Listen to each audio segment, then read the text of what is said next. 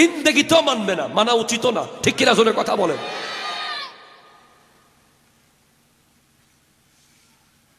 আপনি যদি নেক আল্লাহওয়ালা হন, চোখ যদি আপনার নিচে থাকে, সে কাঁচামরিচ দিয়ে সংসার করতে রাজি থাকবে, লবণ দিয়ে ভাত মেখে খাবে সে। আর কখনো অন্যের তুলনা দিবেন না,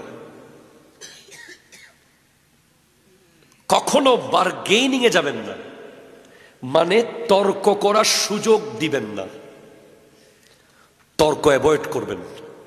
তর্ক করতে পারলে মানুষ বন্ধু হয়ে যেতে চায়, সমান সমান হয়ে যেতে চায়। আপনি যখন একটা ছোট বাচ্চার সাথে তর্ক করবেন, তর্কের এক পর্যায়ে দেখবেন যে সে আপনাকে নিজের সমান মনে করতেছে। এজন্য তর্কের সুযোগ দেওয়া যাবে না। তর্ক শুরু হতে যাচ্ছে, প্রয়োজনে হেরে গিয়ে বলবেন আচ্ছা পরে কথা বলি। সব কিছুর ক্ষেত্রে মুসলমান হঠাৎ সিদ্ধান্ত দেয় না। মুসলমানের জীবনের সবচেয়ে বড় দামি জিনিস হচ্ছে ধৈর্যের সাথে মোকাবেলা করা।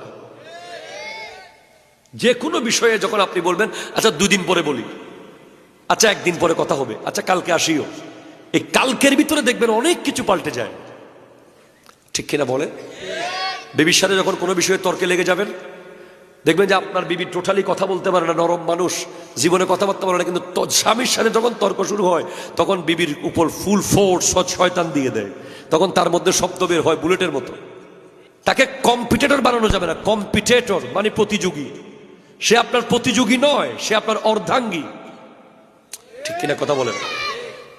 তোর বাপ বালা না আর বাপ বালা, তোর বাড়ি বালা না আরো বাড়ি সেরা, তোর বংশ সেরা না আরো বংশ সেরা, নাই এলে না হয়। তোর হারি একখানা বেশ কবলি মতন, তোর মা বাপের রান্না বান্না নশিকে, এই মা বাপ ধরে কথা, বংশ ধরে কথা, তার পরিবার নিয়ে কথা দরকার নেই।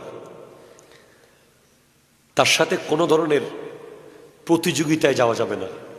সে আপনার প্রতিযোগী নয়, সে আপনার সহযোগী, ঠিক কিনা কথা চলে বলেন না? এখন অসংখ্য সংসার ভেঙে যায়, স্ত্রীকে প্রতিযোগী মনে করে, আমাকে জিততেই হবে, আবার দৌড় দেয় ডাইনিং টেবিলে, কি হলি দি, ঠিক কিনা চলে বলেন? আবার রুমে গিয়ে 10 মিনিট বাথরুমে গিয়ে বাথরুমে কি ভাবছে, বাথরুম থেকে বের হয়ে আবার দৌড় দেয়, কি হলি দি অর্থে তুই আরে,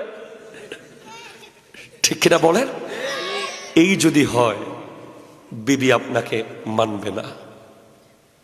সবসময় মনে রাখবেন যে বিবি আপনার প্রতিযোগী নয়, বিবি আপনার সহযোগী, ঠিক কিনা বলেন তো?